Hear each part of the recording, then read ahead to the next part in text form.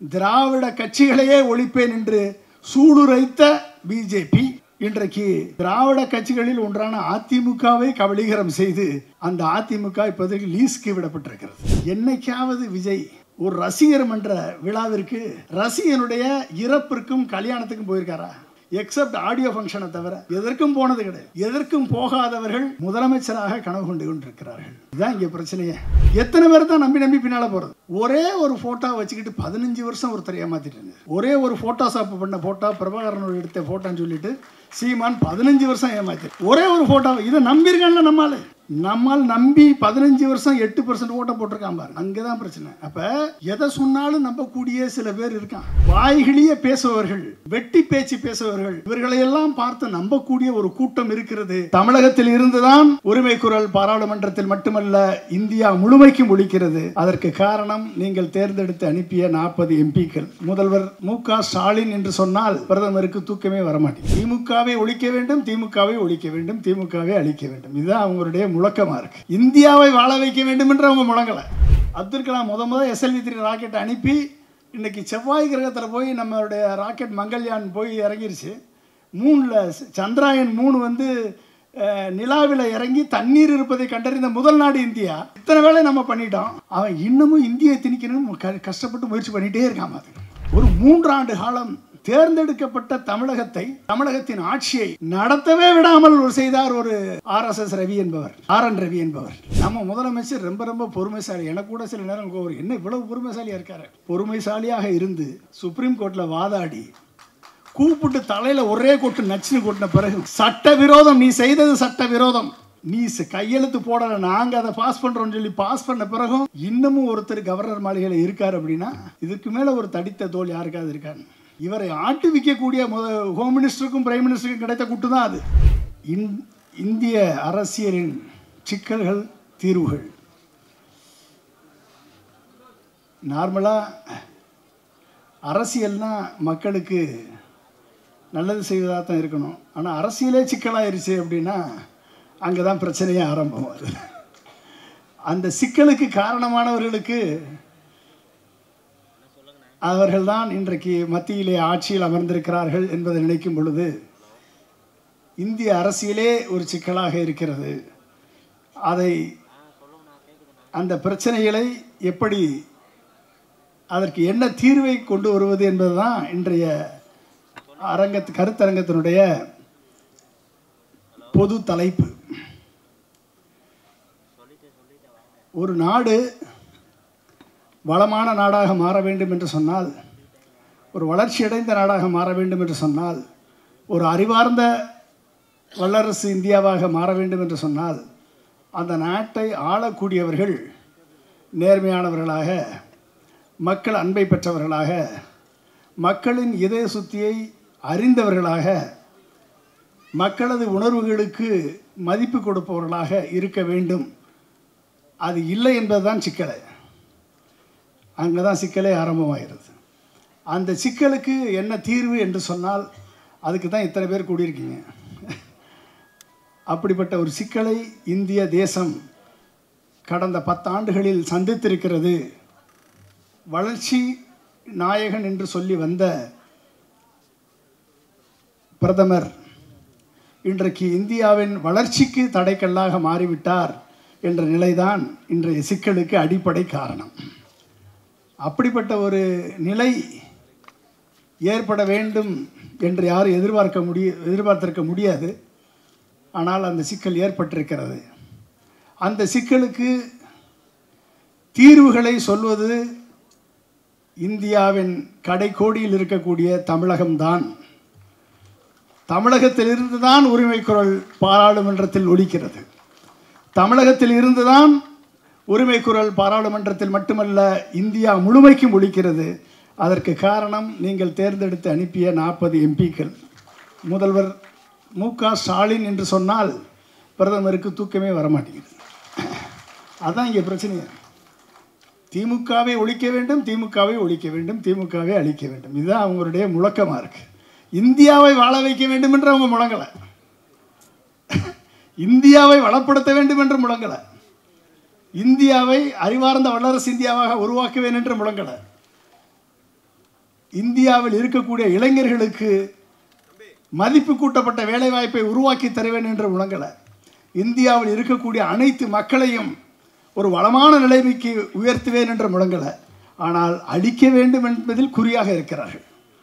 அங்கே தான் கெட்டவர்களெல்லாம் ஒன்று சேரும் பொழுது நல்லவர்கள் ஒன்று சேர வேண்டுமா இல்லையா? அங்கே தான் அப்போ நல்லவர்கள் ஒன்று சேர வேண்டிய நிலை இன்றைக்கு அத்தியாவசிய தேவையாக இருக்கிறது. அதற்குத்தான் ஜனநாயக மீட்பு இயக்கம். அப்போ கற்றறிந்தவர்கள், படித்தவர்கள், நல்லவர்கள் ஒன்று சேர்ந்து மக்கள் மத்தியிலே ஒரு விழிப்புணர்ச்சியை ஏற்படுத்த வேண்டும் என்பதற்காக தோற்றுவிக்கப்பட்டது தான் இந்திய ஜனநாயக மீட்பு இயக்கம். அதை தோற்றுவித்தவர் ப்ரொஃபஸர் கருணானந்தன் சார் அவர்களும் இங்கே மேடையில் விற்றிருக்கக்கூடியவர்களும். இந்த இயக்கத்தின் மூலமாக ஒரு விழிப்புணர்ச்சி ஏற்படுத்த வேண்டும் என்று நாங்கள் கொடுத்த குரல் யாருக்கு கேட்டதோ இல்லையோ திரு மாண்புமிகு அமைச்சர் அவர்களுக்கு கேட்டிருக்கிறது. அதன் விளைவாகத்தான் இன்றைக்கு உங்களை நாங்கள் சந்தித்து உங்களுக்கு உங்கள் மூலமாக எங்களது குரல் ஒலிப்பதற்கு அவர் ஏற்பாடு செய்திருக்கார். அவருக்கு எனது மனமார்ந்த நன்றிகள் சார். வணக்கம். அதாவது ஒவ்வொரு நாடும், நான் அப்துல் கலாம் அவர்களோடு கிட்டத்தட்ட 40 நாடுகளுக்கு சென்று வந்திருக்கிறேன். ஒரு நாள் நானும் ஒரு ஐஎஃப்எஸ் ஆஃபீஸர், என் நண்பர் பாலமுருகன் பேர், அவரும் ஒரு கேஎஃப்சிக்கு கடைக்கு போனோம். கேஎஃப்சி சிக்கன் கடைக்கு. அங்கே போய் 2 பேரும் சிக்கன் ஆர்டர் பண்ணி சாப்பிட்டுட்டு இருந்தோம். அப்போ திடீர்னு ஒரு பையன் டொயோட்டா கரோலா காரில் இறங்கினாப்புல. நல்லா டிப்டாப்பாக பேண்ட்டு டிஷர்ட்லாம் போட்டு ரேபன் கிளாஸ் எல்லாம் போட்டு நேராக வந்தவுடனே போய் ஒரு பக்கெட் சிக்கன் வாங்கினான். நாங்கள் ஆளுக்கு 2 சிக்கனை ஒன்று சாப்பிட்டுட்டோம். ஆல்ரெடி ஆளுக்கு ஒன்று தான் வச்சுருக்கோம். முன்னால் உட்கார்ந்த உடனே அவன் ஒரு பக்கெட் சிக்கனை வாங்கி எங்கள் முன்னால் உட்கார்ந்தான். எங்கள் 2 பேருக்கு ஒரு மாதிரியாக போச்சு. என்ன நம்ம ஒரு பக்கெட் சிக்கனை வாங்கி உட்காந்துருக்கான், நம்ம ஆல்ரெடி சாப்பிட்டோமே அப்படின்னு. உடனே நான் அவர் கேட்டார், இன்னொரு வாங்கிட்டு வந்துடுவா அப்படின்ட்டார். போதுங்க, அவன் சாப்பிட்றான், அவன் நம்ம இதோட போதும் அப்படின்னு நினச்சிட்டு இருந்தோம். வந்த உடனே என்னை பார்த்தான், நான் அவனை பார்த்தோன்னே சார் உங்களை எங்கேயோ பார்த்துருக்கேன், என் பேர் பொன்ராஜிப்பா அப்படின்னு. ஆமாம் சார், நீங்கள் அப்துல் கலாமோட இருந்தீங்க? ஆமாம் இருந்தேன் சார். என் பேர் Kandasamy, working for Wipro sir TCS, நான் சாஃப்ட்வேர் ப்ராஜெக்ட் மேனேஜராக இருக்கேன் அப்படின்னா. அப்படியா, சரி எங்கேப்பா ஒர்க் பண்ணுறேன் அப்படின்னா. டிசிஎஸ் இங்கே தான் சென்னையில் ஒர்க் பண்ணுறேன், பட்டு நான் ஆஸ்திரேலியாவில் இருக்கக்கூடிய ப்ராஜெக்டை இங்கேருந்து நான் மேனேஜ் பண்ணுறேன். எனக்கு ஒரு டீம் ஆஸ்திரேலியாவில் ஒர்க் பண்ணுறாங்க, சென்னையில் ஒரு டீம் டைடல் பார்க்கில் ஒர்க் பண்ணுறாங்க என்று சொன்னான். சரி அப்படியா, வெரி குட் அப்படின்னு சொல்லிட்டு உடனே சாம்சங் கேலக்ஸி நோட் 3 எடுத்து அவனுடைய ஃபோன் எடுத்து அவன் இன்டர்நெட்டில் போய் ட்விட்டரு, அவன் ஃபேஸ்புக்கு, இன்ஸ்டாகிராம் எல்லாம் காமிச்சு அவன் ப்ராஜெக்டை பற்றி ஃபுல்லாக எக்ஸ்பிளைன் பண்ணிகிட்டு இருந்தாப்புல. பேசிகிட்டே இருந்தோம். அங்கேருந்து இன்னொரு ஹோண்டா சிட்டி கார் நின்றுது. அதிலேருந்து ஒரு டிப்டாப்பான ஒரு பொண்ணு இறங்குச்சு. கையில் ஹேண்ட்பேக்கு, கழுத்தில் தலையில் ஹெட்ஃபோனு, கையில் ஐஃபோன் வச்சுருந்துச்சு. அது நேராக எங்களை பார்த்து வந்துச்சு. பக்கத்தில் வந்தோடனே sir she is my girl friend அப்படின்னா. அந்த பொண்ணு பேர் அன்னபூரணின்னு இன்ட்ரடியூஸ் பண்ணா. ஓ அப்போ அந்த பொண்ணுக்கு சேர்த்து தான் அந்த ஒரு பக்கெட் சிக்கன் வாங்கியிருக்கான் பொழுது அப்படின்னு சொல்லிவிட்டு சரி. அப்புறமேலே அந்த பொண்ணு இன்ட்ரடியூஸ் பண்ணிச்சு. சரின்னா அது உட்காந்து சாப்பிட்றதுக்குள்ளே டக்குன்னு ஹேண்ட்பேக் ஓப்பன் பண்ணி ஒரு லிப்ஸ்டிக் எடுத்து வாயில் போட்டுச்சு. லிப்ஸ்டிக் எடுத்து வாயில் போட்ட உடனே நான் கேட்டேன், ஏம்மா நீ சாப்பிட்றது சிக்கன் சாப்பிட போகிற, இதுக்கு லிப்ஸ்டிக் இப்போ போடுற, அப்புறமா போடலாமே அப்படின்னு கேட்டேன். இல்லை சார் அப்புறமும் போடுவேன், சாப்பிட்ட பிறகும் போடுவேன் அப்படின்னு.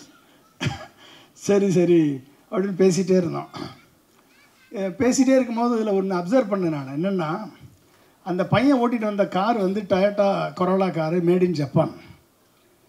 அந்த பையன் போட்டிருந்த பேண்ட்டும் டிஷர்ட்டும் யூகேயில் வாங்கணும்னு சொன்னால் probably exported from Coimbatore or திருப்பூர்லேருந்து போயிருக்குன்னு நினைக்கிறேன். அது அவன் போட்டிருந்த Ray Ban glass made in UK. அந்த பையன் வச்சுருந்த Samsung Galaxy Notebook made in Samsung, South Korea. அந்த பையன் யூஸ் பண்ண Google, WhatsApp, Twitter, Facebook made in USA. அந்த பொண்ணு ஓட்டிகிட்டு வந்த Honda City car made in Japan. அந்த பொண்ணு வச்சுருந்த iPhone designed in America, patent in America, manufactured in China. அந்த பொண்ணு போட்டிருந்த லொரேல் லிப்ஸ்டிக்கு மேட் இன் ஜெர்மனி.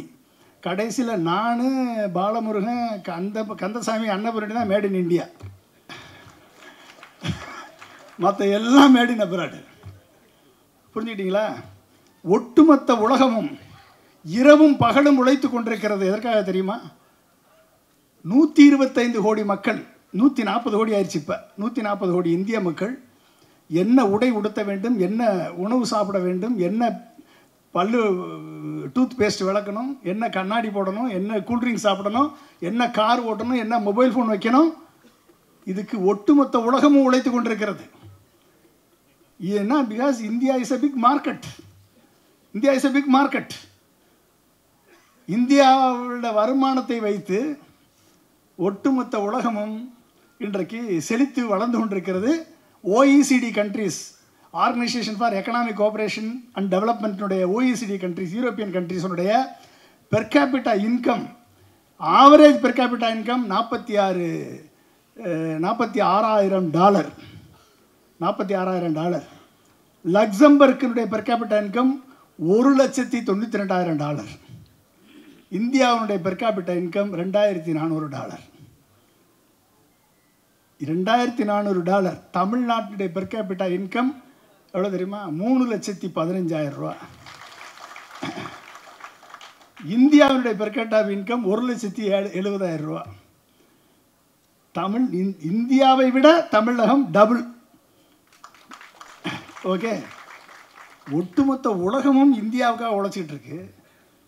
இந்தியாவில் இருந்து அப்துல் கலாம் முதல் SLV-3 ராக்கெட் அனுப்பி இன்றைக்கி செவ்வாய் கிரகத்தில் போய் நம்மளுடைய ராக்கெட் மங்கள்யான் போய் இறங்கிருச்சு.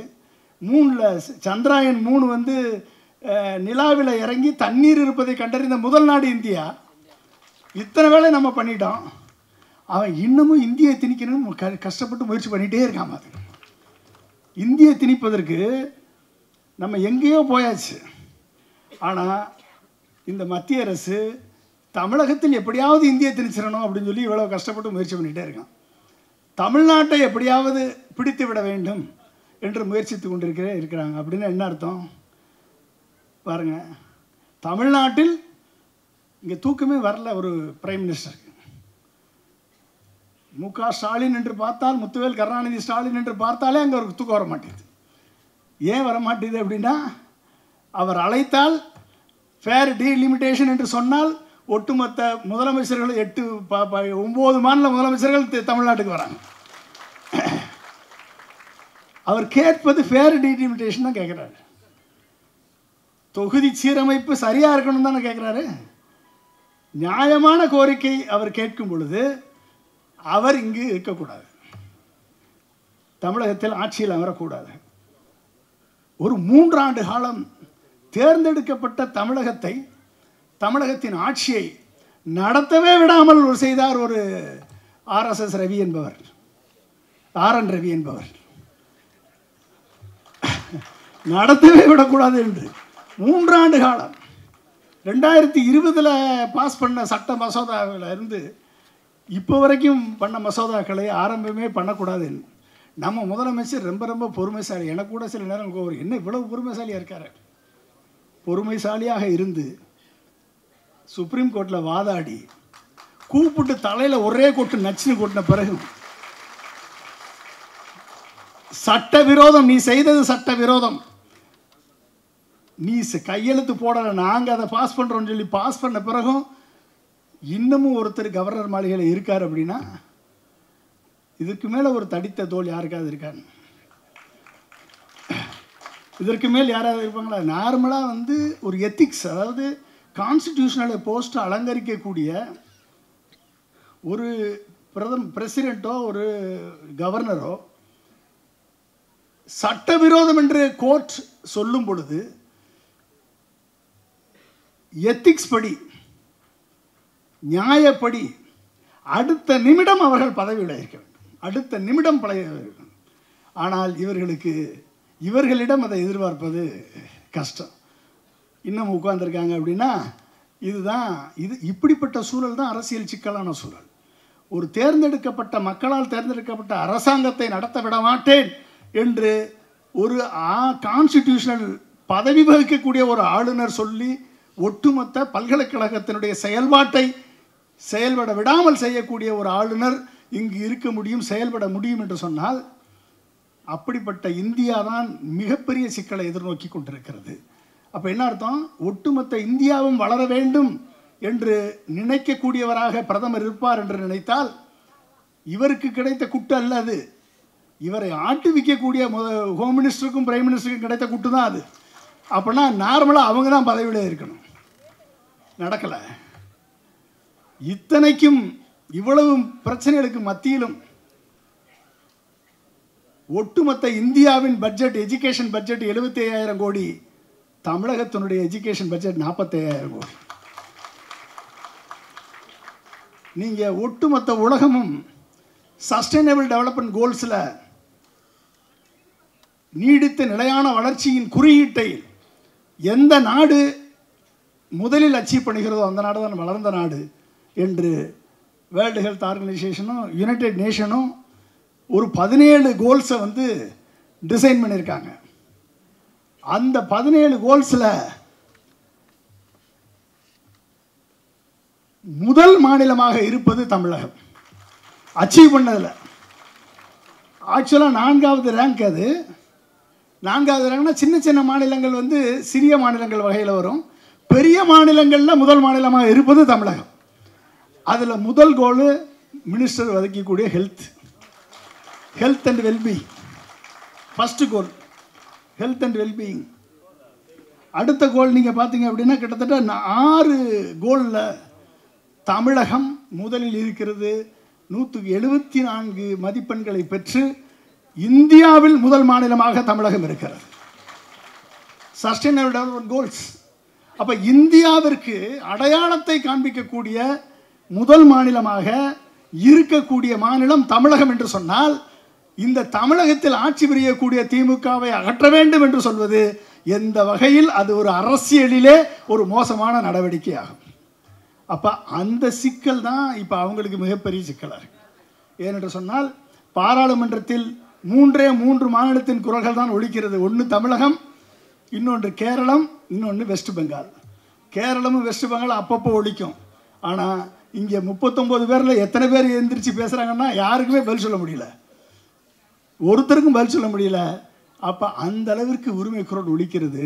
இந்த உரிமை குரலை ஒலிக்க வேண்டும், இந்த உரிமை குரலை அடக்க வேண்டும் என்று நினைப்பதின் காரணமாகத்தான் திராவிட கட்சிகளையே ஒழிப்பேன் என்று சூளுரைத்த பிஜேபி இன்றைக்கு திராவிட கட்சிகளில் ஒன்றான அதிமுகவை கபலீகரம் செய்து அந்த அதிமுக இப்போதைக்கு லீஸ்க்கு விடப்பட்டிருக்கிறது.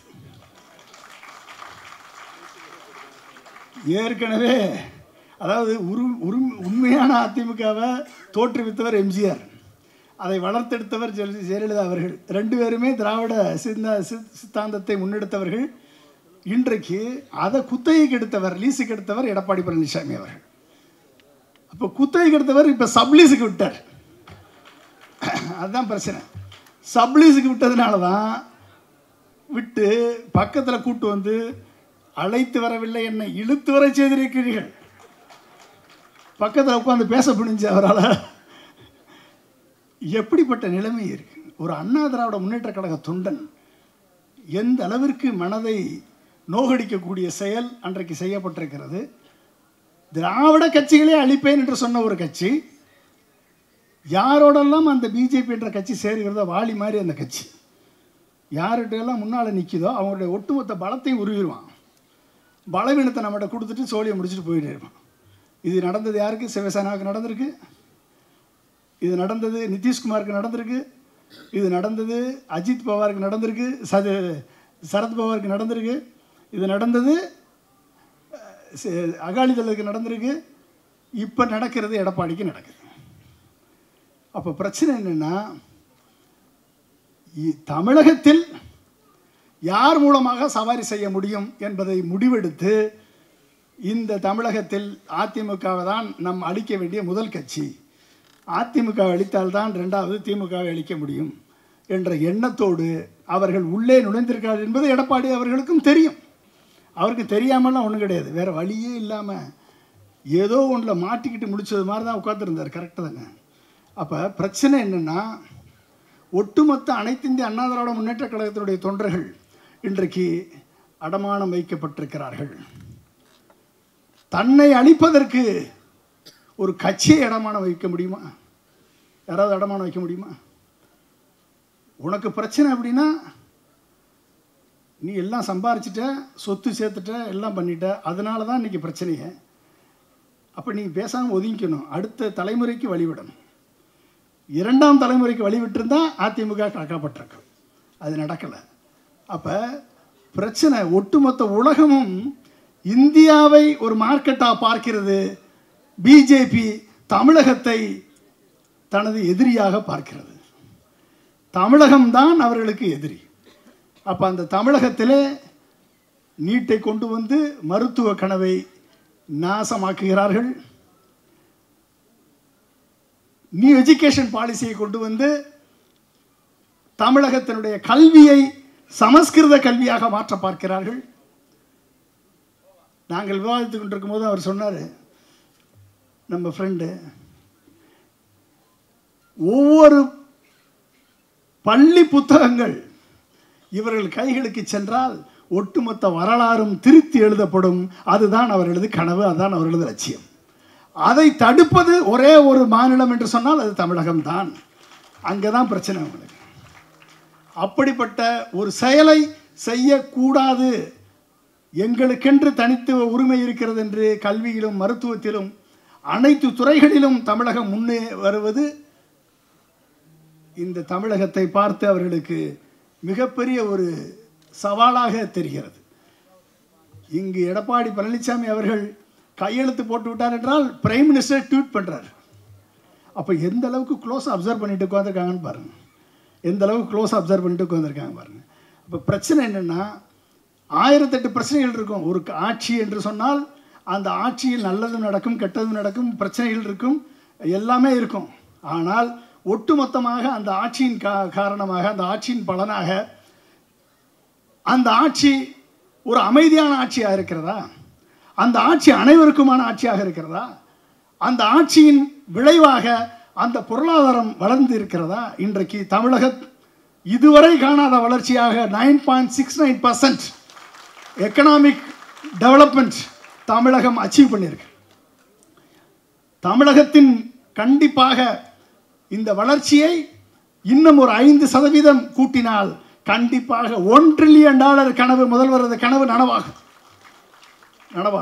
அதை செய்யக்கூடிய வல்லமை பெற்றவர் தான் தமிழகத்தினுடைய முதல்வர் அவர்கள். கண்டிப்பாக நடக்கும். அதை செய்ய விடக்கூடாது என்பதுதான் இவர்களது அரசியல் பிரச்சனை. அப்போ ஒரு பிரதமராக இருப்பவர் அனைத்து மாநிலங்களும் ஒரு சேர வளர வேண்டும், அனைத்து மாநிலங்களும் தன் தகுதியை வளர்த்து கொள்ள வேண்டும். கல்வியிலும் மருத்துவத்திலும் ஹியூமன் டெவலப்மெண்ட் இண்டெக்ஸிலும் அனைத்து துறைகளிலையும் அந்தந்த மக்களை வளர்ச்சியடைய வைக்கக்கூடிய பொறுப்பு அந்த மாநிலத்தை ஆட்சி செய்யக்கூடிய அரசியல் கட்சிகளுக்கு உண்டு. அந்த மாநிலத்தை ஆட்சி செய்யக்கூடிய முதல்வர்களுக்கு உண்டு. அந்த முதல்வர்களுக்கு ஆட்சி செய்யக்கூடிய அதிகாரத்தை வழங்குவதற்குத்தான் இந்தியாவை ஒன்றியம், யூனியன் ஆஃப் ஸ்டேட்ஸ் என்று சொல்லியிருக்கிறார்கள். அது ஒன்றியம்னு சொன்னாலே இவங்களுக்கு வலிக்குது. நீ சட்ட புத்தகத்தில் கான்ஸ்டியூஷனில் இருக்கிறது தானே ஒன்றியம்னு சொல்கிறாங்க. அப்போ உண்மையை சொன்னாலே அவர்களுக்கு வலிக்கிறது. அந்த ஒன்றியம் அனைத்து மாநிலங்களும் இணைந்தது தான் இந்திய ஒன்றியம். அப்போ ஒவ்வொரு மாநிலங்களும் போட்டி போட்டு வளர்ந்தால்தான் இந்தியா வளர வேண்டும் என்ற நினைப்பு கூட இல்லாமல் ஒவ்வொரு மாநிலத்தையும் வளரக்கூடிய மாநிலத்தை ஒழிக்க வேண்டும் என்ற எண்ணத்தோடு ஒரு அரசு செயல்படுகிறது. அதை எதிர்த்து போராட வேண்டிய நிலைக்கு தமிழகம் தள்ளப்பட்டிருக்கிறது. இதான் இன்னைக்கு இருக்கக்கூடிய பிரச்சனை. இதனுடைய சித்தாந்த பிரச்சனைகளை கண்டிப்பாக ப்ரொஃபஸர் பேசுவார். என்ன சித்தாந்தம், அந்த சித்தாந்தத்தின் விளைவாகத்தான் இது நடக்கிறது என்பதை பற்றி அவர் பேசுவார். நான் சிம்பிளாக அரசியல் தான் பேச வந்தேன். ஏன்னா அரசியல் சிக்கலை அரசியல் தானே பேச முடியும். அந்த அரசியல், அப்போ இந்த அரசியல், இப்படிப்பட்ட அரசியல் இந்த நாட்டுக்கு எப்படி தேவையா? எப்படிப்பட்ட அரசியல் வேண்டும்? அப்போ என்ன பிரச்சனை அப்படின்னா, ஒரு உரிமை குரல் எழுகிறது, ஒரு அநியாயம் நடக்கிறது, ஒரு உரிமை குரல் எழுகிறது, அது இந்தியா முழுக்க ஒழிக்கிறது. பல்வேறு மாநிலங்களிலிருந்து நமது உரிமை குரலுக்கு ஆதரவு பெருகுகிறது. ஆனால் இந்த உரிமைக்குள்ளே ஒழிக்க வேண்டும் என்று நமது மாநிலத்துக்குள்ளே இருந்து 4 கட்சியாக இருந்துக்கிட்டு அங்கே திமுகவை ஒழிப்பேன் என்று 4 பேர் கத்திட்டு இருக்காங்க. அப்போ என்ன அர்த்தம்?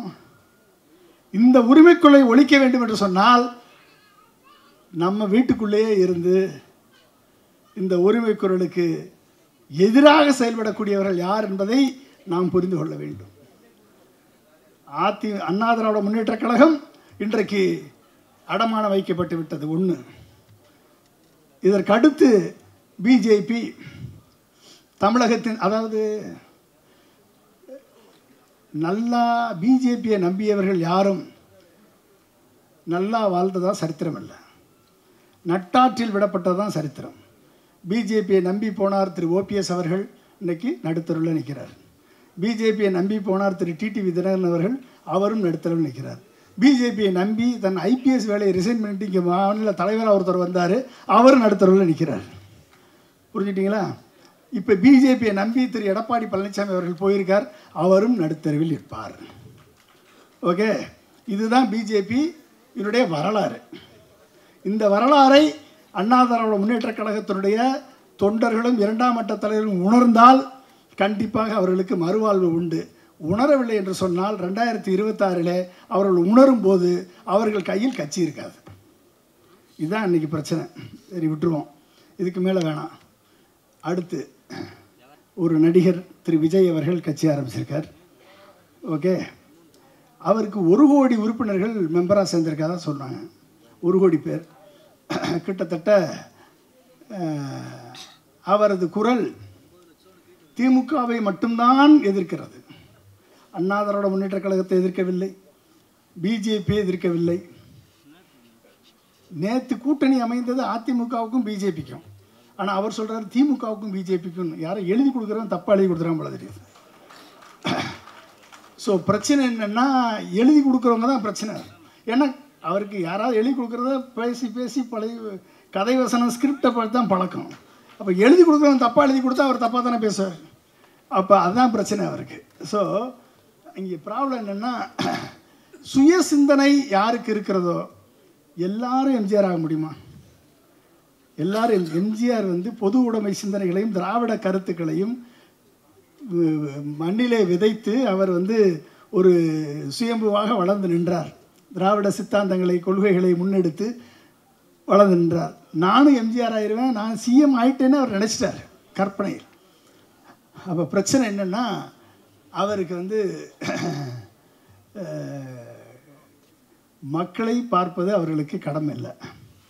நீங்கள் அண்ணாவாக இருக்கட்டும், கலைஞர் கருணாநிதியாக இருக்கட்டும், எம்ஜிஆராக இருக்கட்டும், அத்தனை பேருக்கும் இன்றைக்கி மேடையில் ஒரு அதிசயத்தை பார்த்தேன் நான். ஏன்னா அதுதான் திராவிட முன்னேற்ற கழகத்தினுடைய தனித்தன்மை. ஏன்னா நம்ம மாண்புமிகு அமைச்சர் கையில் ஒன்றுமே இல்லை, ஆனால் எல்லார் பேரையும் சொன்னார் இல்லையா? இதுதான் மக்கள் சேவை, இதுதான் மக்களுடைய பணி. அந்த நிலைமை இருக்கக்கூடிய மாவட்ட செயலரில் 10 பேரை விஜயால சொல்ல முடியுமா? சொல்ல முடியுமா? ஏன்னா மக்களோடு மக்களாக அண்ணா சொன்னார், சிவபிரகாசன் சார் சொன்னார். அண்ணா சொன்னார் எப்படி பழக வேண்டும் என்று. மக்களோடு மக்களாக, மக்களோடு இணைந்து, for the people, by the people, of the people, but with the people, மக்களோடு இணைந்து நடப்பேன் என்று சொல்லி வந்ததுனால தான் இன்னைக்கு இந்த ஒட்டுமொத்த அரங்கம் நிறைந்திருக்கிறது. காரணம் அவரது ஒரு வார்த்தை ஒட்டுமொத்த அரங்கத்தை நிறைந்திருக்கிறது. இதுதான் மக்கள் பணி. அந்த மக்கள் பணியை செய்யக்கூடிய திராவிட முன்னேற்ற கழகமும், அப்படி வளர்க்கப்பட்ட அனைத்து இந்திய அண்ணா திராவிட முன்னேற்ற கழகமும் இதற்கு ஈக்குவலாக விஜய் வருவார் என்று சொன்னால், என்னைக்காவது விஜய் ஒரு ரசிகர் மன்ற விழாவிற்கு ரசிகனுடைய இறப்பிற்கும் கல்யாணத்துக்கும் போயிருக்காரா? சொல்லுங்க பாப்போம். ஒரு ரசிகனுடைய இறப்பிற்கும் கல்யாணத்திற்கும் போயிருக்காங்களா இது வரைக்கும்? எக்ஸப்ட் ஆடியோ ஃபங்க்ஷனை தவிர எதற்கும் போனது கிடையாது. எதற்கும் போகாதவர்கள் முதலமைச்சராக கனவு கொண்டு கொண்டிருக்கிறார்கள். இதுதான் இங்கே பிரச்சனையே. 1 கோடி பேர் மெம்பராக இருக்கணும் அப்படின்னா ஒரு தொகுதியில் 234 தொகுதியில் 40,000 ஓட்டு இருக்கணும். 40,000 ஓட்டு இருக்கணும். விக்கிரவாண்டியிலையும் நம்ம ஈரோடு கிழக்கிலையும் யாருக்கும் ஓட்டு போடணும்னா எதுக்கு ஓட்டு போடணும்? நோட்டாவுக்கு தானே போடணும். அப்போ நோட்டாவுக்கு 40,000 வந்திருக்கணுமா இல்லையா? 40,000 கூட விடுங்க, 20,000 வந்திருக்கணுமா இல்லையா? எவ்வளோ வந்துச்சு? 5,500 6,000 ஓட்டு வந்துச்சு. அப்போ 3.9% தான் ஓட்டு. இந்த 3.9% ஓட்டை வச்சுக்கிட்டு இந்த கனவுகளை கண்டு கொண்டிருக்கக்கூடிய அவர்கள் இந்த உரிமை குரலுக்கு எதிராக முழங்கும் பொழுது யாரைத்தான் நம்புறது? எத்தனை பேர் தான் நம்பி பின்னால் போகிறது?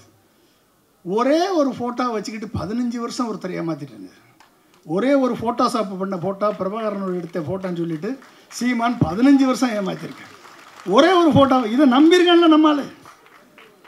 நம்மால் நம்பி 15 வருஷம் 8% ஓட்டை போட்டிருக்கான் பாருங்க.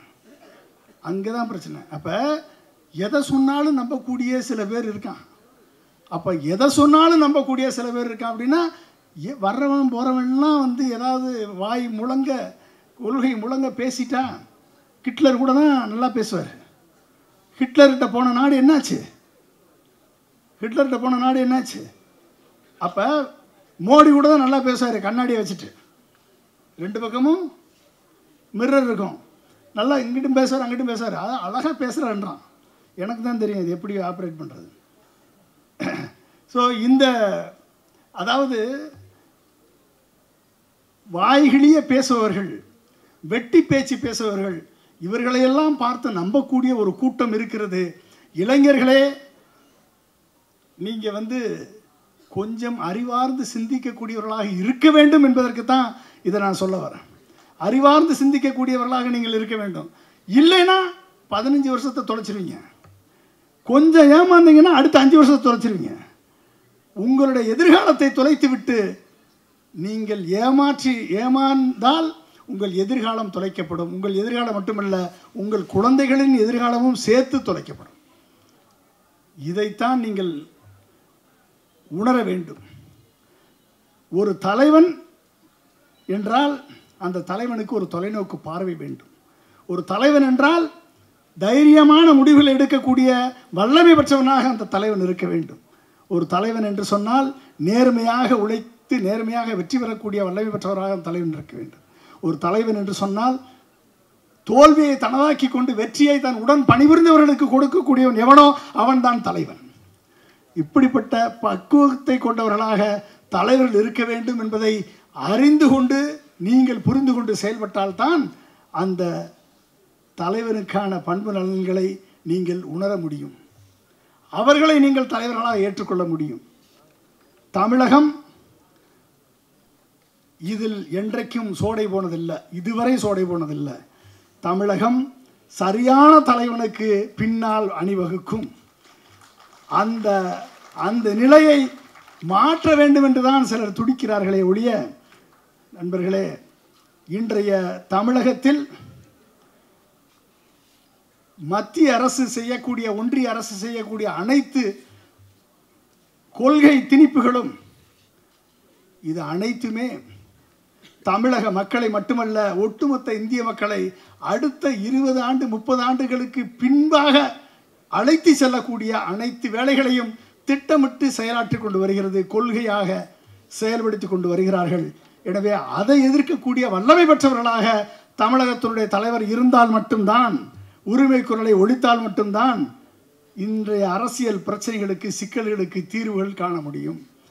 சரி, இப்போ வரக்கூடிய தலைவர்கள் யாராக இருந்தாலும் இருக்கட்டும், நான் முதலமைச்சர் என்று எத்தனை பேர் கனவு கண்டுட்டு இருக்காங்க. நான் கேட்குறேன், இந்த முதலமைச்சர், தமிழக முதலமைச்சர் இன்னைக்கு எத்தனை ஸ்கீம் போட்டிருக்காரு? இல்லம் தேடி மருத்துவம், நான் முதல்வன் ஸ்கீமு, மகளிருக்கு உரிமை தொகை, இப்படி சொன்னால் எக்கச்சக்கமாக சொல்லிகிட்டே போகலாம், எல்லாம் உங்களுக்கு தெரியும். இதற்கு மேலே ஏதாவது ஒரு ஸ்கீம் இருந்தால் சொல்லுங்க. இதற்கு மேலே ஏதாவது ஒரு ஸ்கீம் உன்னால் வெல்ஃபேர் ஸ்கீம் போட முடியும் அப்படின்னா நீங்கள் சொல்லுங்கள். 1. 2, தமிழகத்தில் 1008 பிரச்சனைகள் இருக்குது, இல்லைன்னு சொல்லலை. இந்த பிரச்சனைகளுக்கு தீர்வு காணக்கூடிய ஏதாவது ஒரு தீர்வு உங்கள்கிட்ட இருக்கா? ஹையர் எஜுகேஷனில் பிரச்சனை இருக்குது, தீர்வு இருக்கா உங்கள்கிட்ட? அண்ணாமலைகிட்ட தீர்வு இருக்கா? சீமான்கிட்ட தீர்வு இருக்கா? விஜய்கிட்ட தீர்வு இருக்கா? சொல்லுங்கள். லா அண்ட் ஆர்டர் பிரச்சனை, சட்டம் ஒழுங்கு பிரச்சனை இருக்குன்னு சொல்கிறீங்க. சட்டம் ஒழுங்கு பிரச்சனை இருந்தால் எப்படி பொருளாதார வளர்ச்சி 9.69% ஆகும்? அமைதி இல்லை ஒரு மாநிலத்தில் அப்படின்னா பொருளாதாரம் எப்படி வளரும்? எப்படி வளரும்? அப்போ பொருளாதார வளர்ச்சியினுடைய குறியீடு தமிழகம் சொன்னதா? அது இல்லையே, மத்திய அரசு சொன்னதானே அது. ஒவ்வொரு துறையிலையும் தமிழகம் வளர்ந்திருக்கிறது என்று சொன்னால் பிரச்சனைகள் இருக்கும், குற்றச் செயல்கள் நடக்கும், எல்லாம் நடக்கத்தான் செய்யும். ஆனால் அந்த பிரச்சனைகள் குற்றச் செயல்கள் நடக்கும் பொழுது இம்மிடியேட்டாக ஆக்ஷன் எடுத்திருக்கா இல்லையா? அங்கே தான் பார்க்கணும். உத்தரப்பிரதேச மாதிரி, பிஜேபி ஆளக்கூடிய மாநிலங்கள் மாதிரி சட்டம் ஒழுங்கை அனைத்தையும் காற்றில் பறக்க விட்டு மணிப்பூரில் பெண்களை நிர்வாணமாக விரட்டி வன்கொடுமை செய்தார்களே, அது நடக்க வேண்டுமா தமிழகத்தில்? ஒட்டுமொத்த சித்திரை, இந்த மாதம் சித்திரை வரப்போகுது, சித்திரை 20 லட்சம் பேர் மதுரையில் கூடுவார்கள். 20 லட்சம் பேர் இந்துக்கள் கூடுவார்கள் சித்திரை திருவிழாவிற்கு. அழகில் ஆற்றில் இறங்கக்கூடிய நிகழ்ச்சி. போலீஸ், ஒரு போலீஸ் இருக்காது, அவங்க வாட்டில் போலீஸும் சேர்ந்து இருப்பாங்க. அங்கங்கே இருக்கக்கூடிய முஸ்லீம் சமுதாய நண்பர்கள் தண்ணி பீச்சடிப்பாங்க, நீராகாரம் கொடுப்பாங்க, பானம் கொடுப்பாங்க, அத்தனையும் நடக்கும். எந்த பிரச்சனையுமே நடக்காது, எதுவுமே இல்லை. ஆனால் இந்த பிள்ளையார் சிலையை தூக்கிட்டு வரேன் 1 லட்சம் கொடுத்து கூப்பிட்டு வந்து அவன் பண்ணுற அட்டகாசம் இருக்க, அங்கே தான் பிரச்சனையே வருது. தமிழகம் ஒரு நல்லிணக்கமான மாநிலம். நல்லிணக்கத்தை, அனைத்து மதங்களையும் நல்லிணக்கத்தோடு பார்க்கக்கூடிய மாநிலம்தான் தமிழகம். இதில் பிரச்சனை வர வேண்டும், இங்கு கலவரம் வெடிக்க வேண்டும், சட்ட ஒழுங்கு சீர்கட வேண்டும் என்று நினைக்கக்கூடிய அரசியல் சிக்கலை உருவாக்க வேண்டும். அரசியல் ஒரு ஸ்டேல்மேட்டை உருவாக்க வேண்டும் என்று திட்டம் போட்டு செயல்படக்கூடிய ஒரு கூட்டம் தமிழகத்தை பிடிக்க வேண்டும் என நினைக்கிறது. எனவே இதையெல்லாம் எதிர்த்து செயல்பட வேண்டிய தருணம் இன்றைய பொதுமக்களுக்கும் இளைஞர்களுக்கும் மாணவர்களுக்கும் இருக்கிறது என்பதை நாம் உணர வேண்டும். நண்பர்களே, இனத்தை கையில் எடுத்த நாடு அழிந்ததாகத்தான் வரலாறு. பேரினவாதத்தை, யூதர்களை ஒழிப்பேன் என்று முழங்கிய ஹிட்லர் முழங்கினான். 2ஆம் உலகப் போர் பிறந்தது, பெர்லின் சுவர் எழுந்தது, ஜெர்மனி அழிந்தது. பேரினவாத சிங்களவாதத்தை கையில் எடுத்தான், பௌத்த மதத்தை கையில் எடுத்தான், பேரினவாதத்தை சிங்களவாதத்தை கையில் எடுத்தான். 2.5 லட்சம் தமிழர்கள் அழித்து ஒழிக்கப்பட்டார்கள். சிங்களம், இலங்கை நடுத்தருவில் நின்றது. ராஜபக்சே விரட்டி அடிக்கப்பட்டார். மக்களால் புரட்சியை வெடிச்சதா இல்லையா? ஆப்கானிஸ்தான், பாகிஸ்தான், மதத்தை கையில் எடுத்த நாடுகள் எதுவும் வாழ்ந்ததாக சரித்திரமில்லை. துபாய், குவைத், சவுதி அரேபியா அனைத்துமே மதத்தை கையில் எடுத்த நாடுகள் தான். மசூதி தான், மன்னராட்சி தான் அங்கே. ஆனால் அவன் அறிவை இறக்குமதி செய்தான், ஆயிலை ஏற்றுமதி செய்தான். அது சொர்க்க பூமியாக மாறி நிற்கிறது, அனைவருக்குமான இடமாக அது மாறி நிற்கிறது. ஆனால் மதத்தை அவர்கள் மசூதியில் வைத்தார்கள், அறிவை இறக்குமதி செய்தார்கள், ஆயிலை ஏற்றுமதி செய்தார்கள். இதே சிங்கப்பூர், தமிழர்களால் தான் இந்த சுதந்திரம் கிடைத்தது, தமிழர்கள் தான் இந்த சிங்கப்பூரை நிர்மாணித்தார்கள் என்று சொல்லி தமிழ் மொழிக்கு முக்கியத்துவம் கொடுத்து, தமிழுக்கும் சீன மொழிக்கும் மலைய மொழிக்கு முக்கியத்துவம் கொடுத்து அனைவருக்குமான வாழ்க்கை தரத்தை உயர்த்தி காட்டினார்கள் Singapore. Lee Kuan Yew. Singapore இன்றைக்கு வளர்ந்த நாடுகளில் ஒன்றான நாடு. எந்த நாடு மதத்தை கையில் எடுக்கிறதோ அந்த நாடு அழிவை சந்திக்கும் என்பது வரலாற்று உண்மை. இந்தியா அதனால்தான் secular state, a state, liberty, equality, fraternity என்ற 3 தத்துவத்தை மனதில் கொண்டு இந்தியாவினுடைய அரசியலமைப்பு சட்டம் வடிவமைக்கப்பட்டது. இந்த 3ஐயும் ஒழிக்க வேண்டும், செக்யூலர் கேரக்டரிஸ்டிக்ஸை ஒழிக்க வேண்டும் என்பதுதான் இவர்களது அரசியல் சிக்கல். இந்த சிக்கல்களை எல்லாம் நாம் தீர்க்க வேண்டும் என்று சொன்னால் அதற்கு அறிவார்ந்த சிந்தனை ஒன்றுதான் தேர்ந்தெடுத்த சிந்தனை ஒன்றுதான். இவர்களால் இந்த நாட்டுக்கு நன்மை உண்டா இல்லையா என்பதை சிந்தனை ஒன்றுதான், நமக்கல்ல.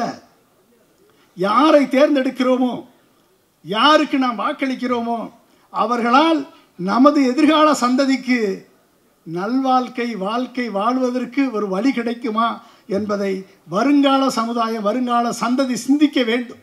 இளைஞர்கள் சிந்திக்க வேண்டும். படத்தில் நடித்தவர்கள், வீர வசனம் பேசுபவர்கள், அலங்கார சொற்களை உபயோகிப்பவர்கள், இவர்கள் அனைவரையும் பார்த்து ஏமாந்ததெல்லாம் போதும் நண்பர்களே. உனக்கென்று ஒரு சிந்தனை, உன் லட்சியத்திற்கென்று, உன் லட்சியத்தை கனவை நனவாக்கக்கூடிய அரசு வேண்டும் என்பதை நீங்கள் நினைத்தால், ஒரு அமைதியான, ஒரு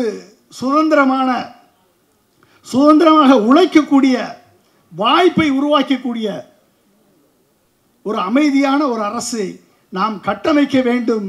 அந்த கட்டமைப்பு தான் அத்தனை பிரச்சனைகளுக்கும் தீர்வாக அமையும். எனவே நண்பர்களே, இருக்கக்கூடிய நேரத்தில் எத்தனையோ சிக்கல் இருக்குது. ஒவ்வொரு சிக்கலை இப்போ நீட்டை பற்றி பேசலாம், டீலிமிட்டேஷனை பற்றி பேசலாம், அனைத்து சிக்கலை பற்றியும் பேசலாம். ஆனால் எல்லா சிக்கல்களுக்கும் தீர்வு நீங்கள் தேர்ந்தெடுக்கக்கூடிய தலைவன் உண்மையான தலைவனாக, நேர்மையான தலைவனாக, அனைத்து மக்களையும் அரவணைத்து செல்லக்கூடிய தலைவனாக இருந்தால் கண்டிப்பாக அந்த அரசியல், அனைத்து அரசியல் சிக்கல்களுக்கும் அது தீர்வாக அமையும் என்பதை சொல்லி, நண்பர்களே, உறக்கத்தில் வருவதல்ல கனவு, உன்னை உறங்க விடாமல் செய்வதுதான் கனவு என்று சொன்னார் அப்துல் கலாம் அவர்கள். எனவே உங்கள் கனவு உறங்க விடக்கூடாது, ஏமாந்து விடாதீர்கள். நீங்கள் இந்த முறை ஏமாந்தால் அடுத்த 10 ஆண்டுகளுக்கு 20 ஆண்டுகளுக்கு தமிழகம் உத்தரப்பிரதேசம் மாதிரி மாறிடும், தமிழகம் ராஜஸ்தான் மாதிரி மாறிடும், ராஜஸ்தான் பாலைவனம் மாதிரி மாறிடும் என்பதை மனதிலே கொள்ளுங்கள். உங்களது செலெக்ஷன், இளைஞர்களே, கொஞ்சமாவது அரசியல் விழிப்புணர்ச்சியோடு அரசியலை சீர்தூக்கி பார்த்து நாம் தேர்ந்தெடுக்கக்கூடிய தலைவன் சரியான தலைவனா, நாம் தேர்ந்தெடுக்கக்கூடிய இயக்கம் சரியான இயக்கமா என்பதை உணர்ந்து, எந்த இயக்கம் மக்களுக்காக பாடுபடுகிறதோ, எந்த இயக்கம் மக்களின் குரலாக ஒலிக்கிறதோ, எந்த இயக்கம் உங்கள் உரிமைகளுக்காக போராடுகிறதோ, அந்த இயக்கத்தின் பின்னால் நில்லுங்கள். கண்டிப்பாக உங்களது எதிர்கால சந்ததி வாழும். நன்றி, வணக்கம்.